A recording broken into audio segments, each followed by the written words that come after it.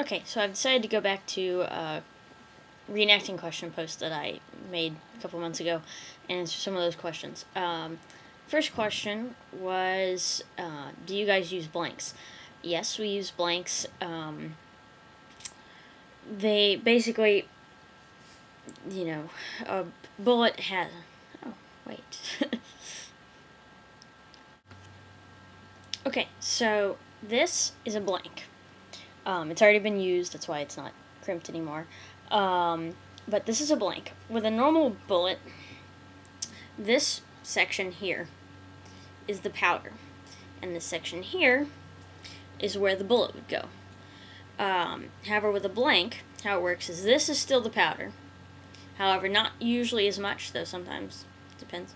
But this is the powder, and this section here, excuse me, is merely crimped shut to allow the powder to have something to resist against when it goes off,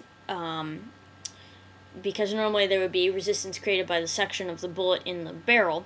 So this, or somebody who knows guns, please correct me if I'm wrong, this is my understanding.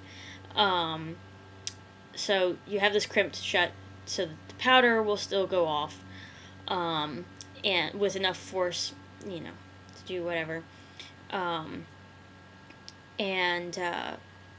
If it's a bolt-action rifle,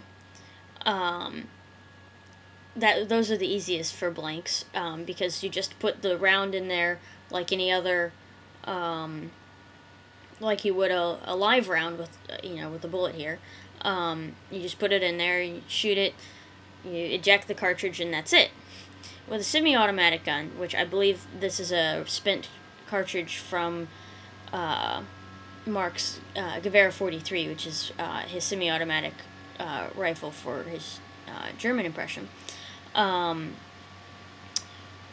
The problem with those is that semi-automatic guns are essentially recocked in terms of that you shoot once and you can shoot again immediately. They are recocked by the force of the action of the gun being pushed back. And it's being pushed back by the air pressure created in the barrel by the bullet being forced out, but creating suction. So the problem is, if you have no bullet, it's just the gun will fire once, but then it will not recock.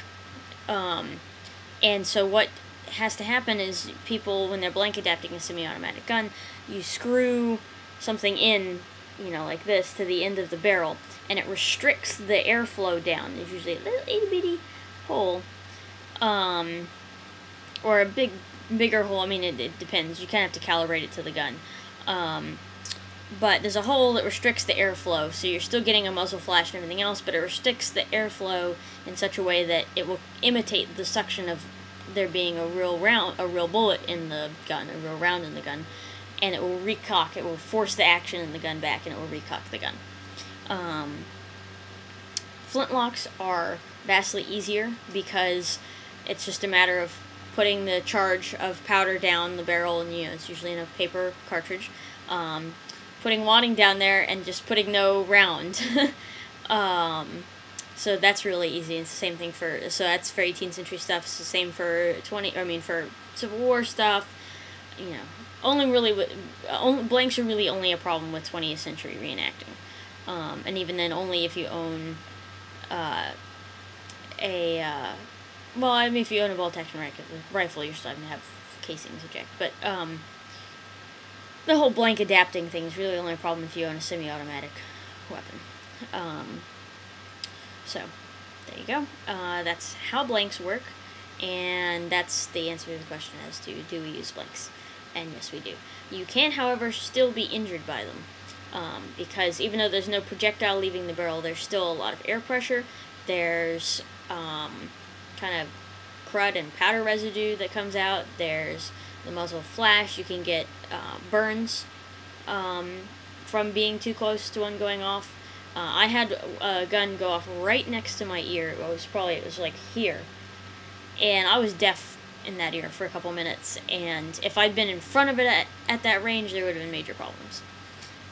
Thankfully I wasn't, and I yelled at the guy who did it, but it was an accident, so, I was running right up next to him, and he didn't realize I was there, so, But yeah, so, yeah, for those of you who've never seen an actual bullet casing, that's what they look like. That's the primer and everything else. So, there you go.